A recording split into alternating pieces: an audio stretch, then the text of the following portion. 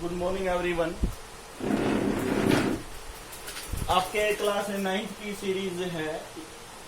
हमने second law के बारे में पढ़ लिया था, आज पढ़ेंगे थर्ड लॉ के बारे में। ठीक है, force and Newton's law of motion का चैप्टर चल रहा था। आज थर्ड लॉ के बारे में पढ़ेंगे। What is the Newton's third law? Newton's third law क्या था कि every action is equal to the opposite reaction, कि जितना एक्शन होगा उतनी ही रिएक्शन होगी। ये न्यूटन्स ने अपने थर्ड लॉ में दिया था। तो देखिएगा, Newton's third law of motion, whenever one body exert a force on another body, कि एक बॉडी दूसरी बॉडी के ऊपर फोर्स एक्सर्ट करती है, फोर्स लगाती है, the second body exert equal and opposite force on first body, की जो सेकेंड बॉडी है वो इक्वल फोर्स लगाती है, अपोजिट फोर्स लगाती है फर्स्ट बॉडी से। You mean to say that कि action equal to minus reaction, इस चीज से भी डिफाइन कर सकते हो। कुछ एग्जांपल्स के थ्रू हम इनको समझने की कोशिश करते हैं। देखिएगा, एग्जांपल फर्स्ट है, हाउ डू वी वॉक, हम चलते कैसे हैं? When we walk on the ground, then our feet pushes ground backward, कि जो हमारे पैर हैं, देखो आप लोगों ने देखा होगा कि कभी भी आपके दोनों पैर एक साथ नहीं रखे जाते हैं, एक आगे रखा जाता है तो एक पीछे, मीन्स एक पहले एक बाद में, एक बाद में तो एक पहले। ठीक है, कि जब हम चलते हैं तो हमारे फिट जो पैर हैं वो ग्राउंड को बैकवर्ड की तरफ, पीछे की तरफ पुश करते हैं, and in return the ground push over foot forward. ठीक है ना, कि हमारे पैर तो ग्राउंड को पीछे की तरफ पुश करते हैं और ग्राउंड है हमारे पैरों को आगे की तरफ, फॉरवर्ड की तरफ पुश करता है। ये न्यूटन ने एक एग्जांपल दिया था। सेकंड लॉ क्या? व्हाई द गन रिकॉइल, जब गन से बुलेट निकलता है, ठीक है ना, जब गन से बुलेट निकलता है, जिस वेलोसिटी से वो आगे निकलता है उसी वेलोसिटी से पीछे वो रिएक्शन करता है गन के ऊपर। तो क्या कहा इसने? When A bullet is fired from a gun, the force sending the gun backward. ठीक है ना, the force sending the gun backward, जितनी स्पीड से, जिस वेलोसिटी से बुलेट निकलता है, उसी वेलोसिटी से, उसी फोर्स से जो आपका गन है, गन का फोर्स है या गन है, उतनी ही बैकवर्ड जाएगी। ये सेकेंड एग्जाम्पल है न्यूटन से थर्ड लॉ का। थर्ड क्या है?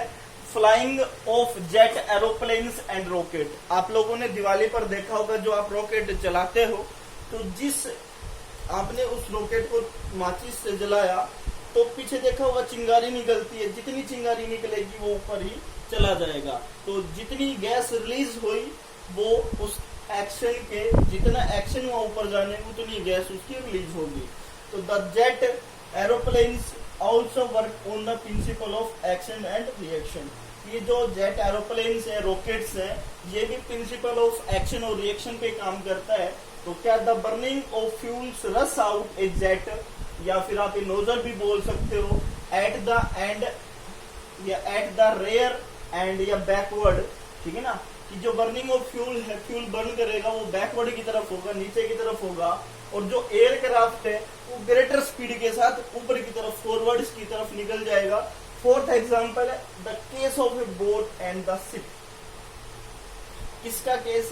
बोट का और शिप का। जब आप देखा होगा, फिल्म में देखा होगा, वैसे भी आपने कहीं देखा होगा वीडियोज वगैरह में, बोट और शिप में जैसे वो नाविक होता है, चप्पू चलाता है, कि पानी को वो पीछे की तरफ करता है तो आपकी बोट है वो फॉरवर्ड की तरफ जाती है। तो ये क्या? During the rowing of a boat the boatman pushes the water backward with the oars. जो नाविक है, जो बोटमैन है, उस वाटर को पीछे की तरफ करता, the water exert equal and opposite push on the boat which makes the boatman move forward. तो वो कहता है कि भाई, कि जो बोटमैन है, जितना वाटर पुश करता है पीछे की तरफ, वो वाटर उतना ही फोर्स, उतनी ही रिएक्शन उस पानी के द्वारा इक्वल और अपोजिट फोर्स लगाती है। ठीक है, फिफ्थ एप्लीकेशन है इसी की। फिफ्थ एप्लीकेशन में क्या है? The case of a force pulling cart. Cart है भाई,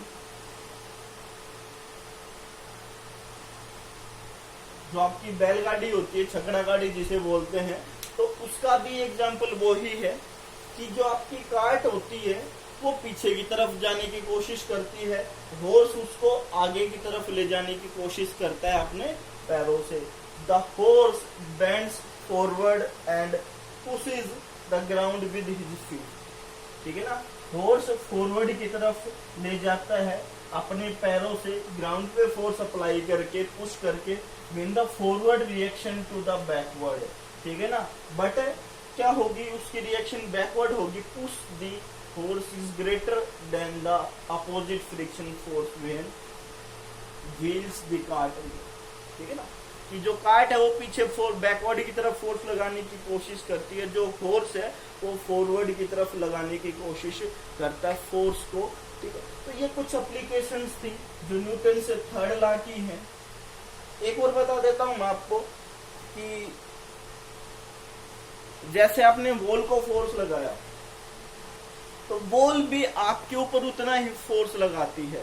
मीन्स दीवार को फोर्स लगाया आपने, जैसे मैंने इस बॉल को पुश किया, नहीं गिरा, और ग्रेटर फोर्स के साथ मैं वेलोसिटी के साथ फोर्स लगाता हूं फिर भी नहीं गिरा। क्यों? क्योंकि इस बॉल पे हम एक्शन नहीं कर पा रहे हैं, और तो एक्शन नहीं कर पा रहे हैं, लेकिन इसकी रिएक्शन हमारे ऊपर ज्यादा हो रही है, तो बॉल पुश नहीं हो पा रही है। ठीक है, इस प्रकार के एग्जांपल्स मैंने आपको दिए, न्यूटन थर्ड लॉ की डेफिनेशन बताई और 5 एग्जांपल्स हैं, इनका स्क्रीनशॉट ले लीजिएगा। कोई डाउट हो तो कमेंट सेक्शन में कमेंट कीजिएगा। तो thank you, have a nice day.